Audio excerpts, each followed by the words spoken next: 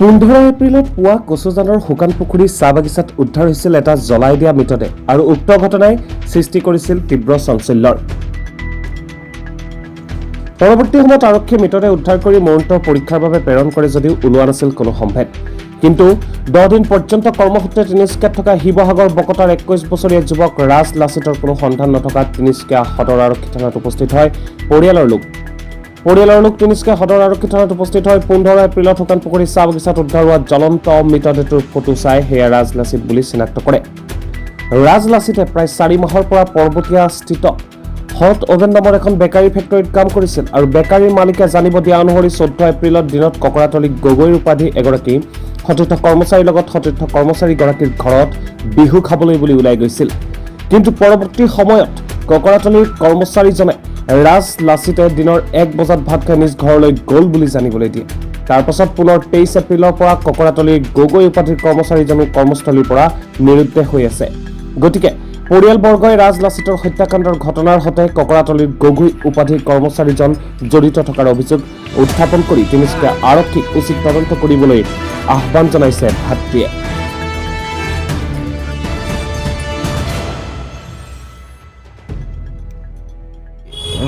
ওচৰত hot oven নামৰ factory এটাত মোৰ ভাইটিয়ে কাম কৰি আছিল। কাম কৰি থকা অৱস্থাত তেওঁ 14 তাৰিখে মাছুম গগৈ নামৰ ল'ৰাজনৰ লগত স্কুটিত ফুৰিবলৈ যাওঁ বুলি কৈ থৈ গৈছিল ফেক্টৰীত মালিকক। তাৰপিছত তেওঁ 14 তাৰিখৰ পৰা নিৰুদ্দেশ হৈ আছিল।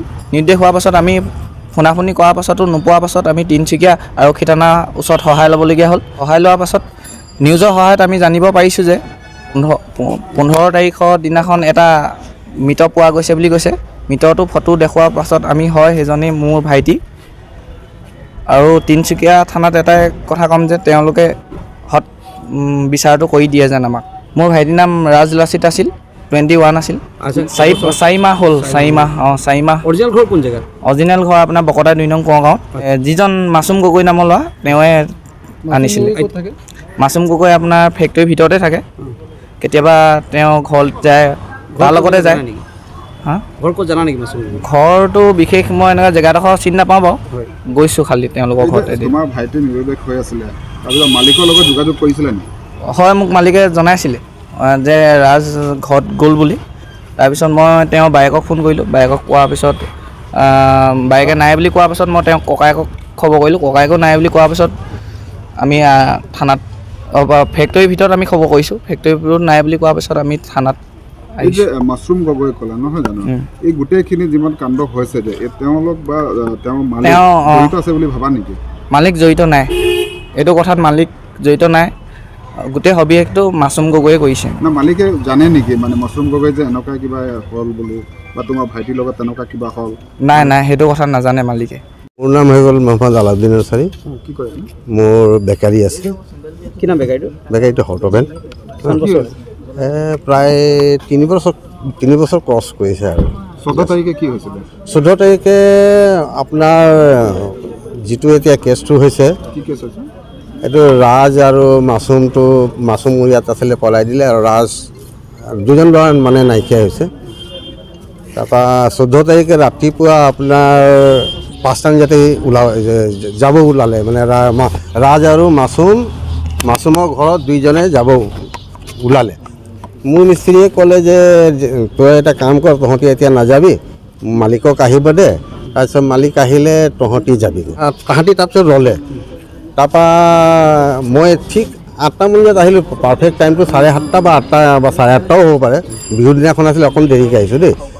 তাৰপৰা মই আহিলোঁ, চাৰ্টাৰ উঠালোঁ, দোকানত মই সোমাইছোঁ। তাহাঁতি মাছুম ওলাই আহিলে বেকেৰীৰ পৰা, আৰু পিছত ৰাজ আহিলে। মাছুমে আহি পেলাই মোক কৈছে, দাদা মই ৰাজক লৈ গৈছোঁ মোৰ ঘৰত বিহু খাবলৈ। তাৰপিছত মই ক'লোঁ তহঁতি গধূলি জল্দি আহি যাবি, আজি ফেক্টৰী বন্ধ আছে, কাইলৈ তোৰ বেছি কাম হ'ব, গতিকে গধূলি জল্দি আহি যাবি, যা বাৰু ভালকৈ আহিবি। সেইখিনিয়ে আৰু।